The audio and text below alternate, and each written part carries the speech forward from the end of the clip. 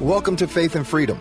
For the next few minutes, we hope to inform, inspire, and encourage you as we discuss legal victories and challenges to your fundamental freedom and religious liberties. Faith and Freedom comes to you from Liberty Counsel, a civil liberties education and legal defense organization. Join us now as Matt Staver, founder and chairman of Liberty Counsel, explains the latest legal issues all across this country. In the courtrooms of America, Liberty Counsel is winning the battle for your constitutional freedom. At Liberty Counsel, we're remembering that there is power in prayer as we join the American Prayer Initiative. I'm Matt Barber, Vice President of Liberty Counsel Action. Joining me again today in studio is Sean Akers, Liberty Counsel's Vice President of Middle Eastern Affairs. Sean, it's a really neat idea. Every day of the month at AmericanPrayerInitiative.org, people are asked to pray on a given topic. This is a great way leading up to and certainly after the upcoming elections on November 6th to find specific things to pray about, to carry out a devotion, a daily devotional. And I think it's just a really neat idea. If you go to AmericanPrayerInitiative.org, at the very top it says this, Sean: the Mayflower sailed through uncharted waters to an unknown land, a land that was claimed, quote, for the glory of God and the Christian faith. Today, America is on uncharted waters, having strayed far off course. With these prayers, we reclaim America's roots and founding principles. I'm encouraged by this, and I encourage people to go to the website, AmericanPrayerInitiative.org, and take part.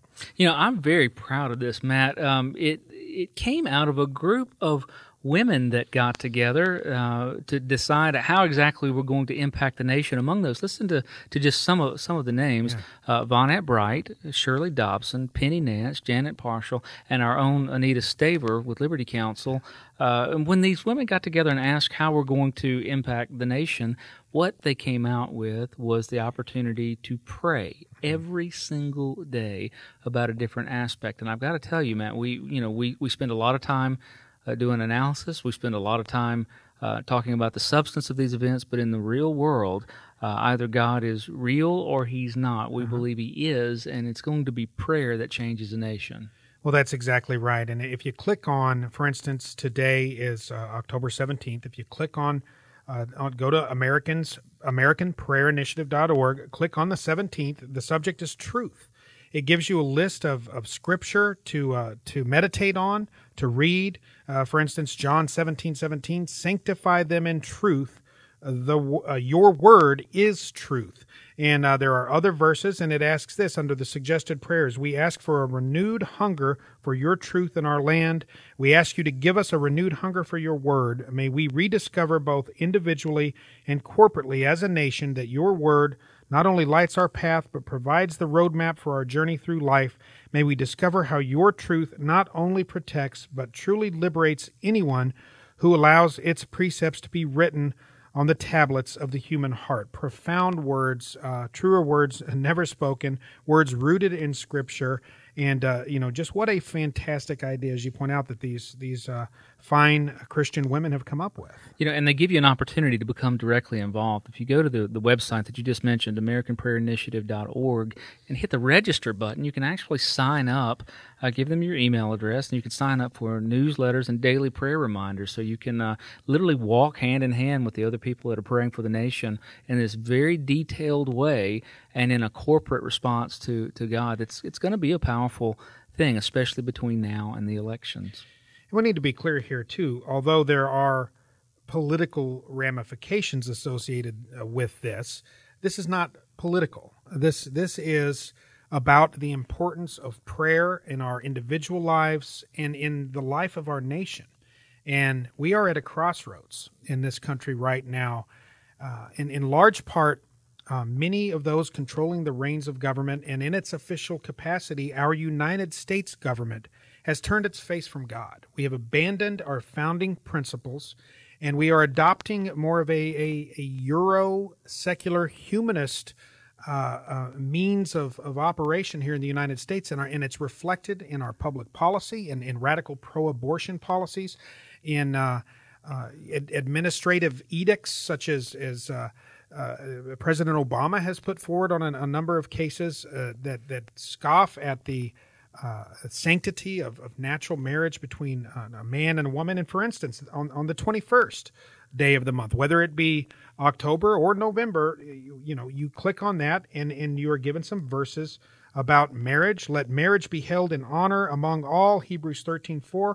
Here's the prayer. We ask you to quicken us to the importance of marriage as you defined it, Lord. And so we need to focus through prayer, yes, through public activity, through political activity in our churches, corporately, but individually. Here's an opportunity for people to pray for this nation that is so desperately in need of prayer. And it's powerful for us to be focused on the same thing at the same time. Listen to some of the others here, Matt. On the 22nd of each month, we dedicate to praying about manhood and womanhood, being the men and women that we should be. On the 23rd, race relationships. On the 24th, youth education. On the 25th, culture, media, and the arts.